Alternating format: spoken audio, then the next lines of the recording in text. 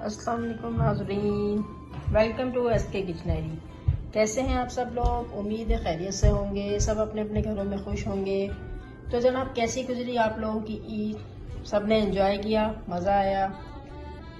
तो चलिए आज हम अपने चैनल की तरफ फिर वापस आते हैं और आज हम आपके लिए लेके आए हैं आम की नौरतन चटनी। इसीलिए इसका आप सोचें इसका नाम नौरतन कैसे पड़ा? इसलिए पड़ा कि एक बादशाह था, उसने शौक से आम की चटनी बनाई और जब से अब तक उसका नाम नौरतन चटनी पड़ गया। तो जनाब, ये नौरतन चटनी जो है वो बहुत ही मज़े की होती है और अमूमन जब अप्रैल स्टार्ट होता है, कैरियाँ आती हैं, तो सब लोग बनाना शुरू करते हैं। तो आज मैं अपने ही स्टाइल में लेके आई हूँ आम की नौरतन चटनी। तो चलिए चलते हैं अपने इंग्रेडिएंट्स की जानिब। जी तो नाज़रीन, आप देख सकते हैं यहाँ नौरतन चटनी के इंग्रेडिएंट मौजूद हैं।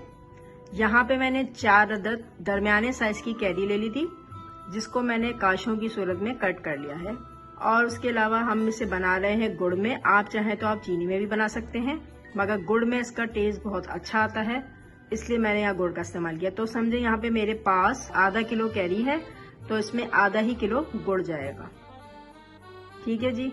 तो अब हम चलते हैं इसमें मसाले बहुत लाइट से यूज होते हैं, बहुत कम, बट इसमें ड्राई फ्रूट का भी इस्तेमाल होता है। जी तो नाज़रीन, जो नौरतन चटनी में मसाले यूज होंगे वो मैं आपको यहाँ बताती चलूँ। सबसे पहले तो मोस्ट इम्पोर्टेंट थिंग इसमें जो जाती है कलौंजी, जिससे इस नौरतन चटनी का जबरदस्त सा टेस्ट आता है।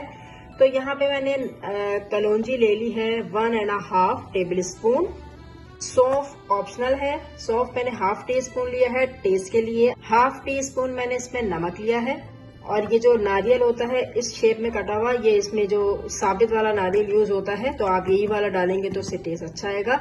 यहाँ मैंने 2.5 टेबल स्पून मैंने यहाँ पे नारियल ले लिया है। किशमिश भी इसमें बहुत जरूरी जाती है, किशमिश मैंने ले लिया है 3 टेबल स्पून। हल्दी भी ऑप्शनल है, लेकिन हल्दी से जो है वो अच्छी चीज है, हल्दी अपने खानों में यूज किया करें तो इससे आपके लिए अच्छा होगा, आपकी हेल्थ के लिए भी अच्छी है। तो यहाँ पे मैंने हाफ टी स्पून हल्दी ले ली है।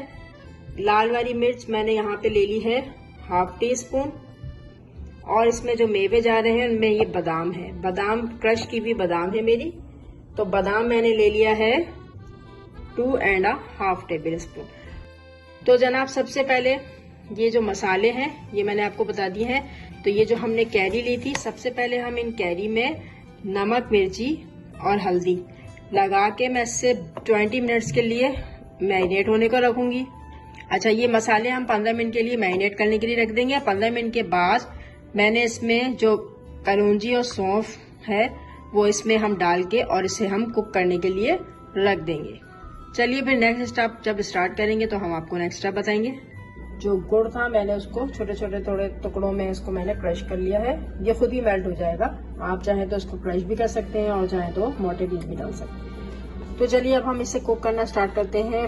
पैन मैंने चूल्हे पे रख दिया है। अब मैं ये मैरिनेट की हुई कैरी इसमें डाल दूंगी और इसे हम मिक्स करेंगे, थोड़ी देर कुक करेंगे ताकि इसका ये गुड़ मेल्ट होगा, इसमें से कैरी में से पानी निकलेगा।